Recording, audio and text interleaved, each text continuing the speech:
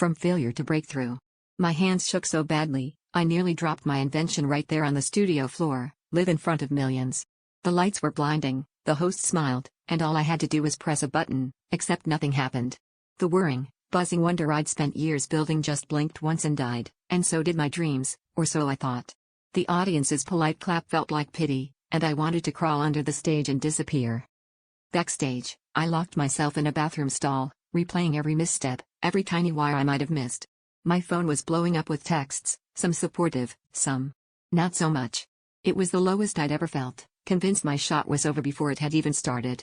But as I watched a little kid in the hall, clutching a toy version of my first prototype with wide, hopeful eyes, something shifted inside me. Maybe I'd failed big, but I'd also dared bigger than most ever would. That night, I tore apart what went wrong, not just with the invention, but with my own mindset.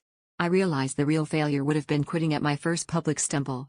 So I got back to work, sweat and solder burns and all, fueled by the idea that innovation is just a series of spectacular mistakes leading to something better. Every failed test became data, every embarrassing moment a lesson in resilience. A year later, my reimagined invention worked flawlessly at a tech expo, earning a standing ovation, and a partnership deal I never saw coming.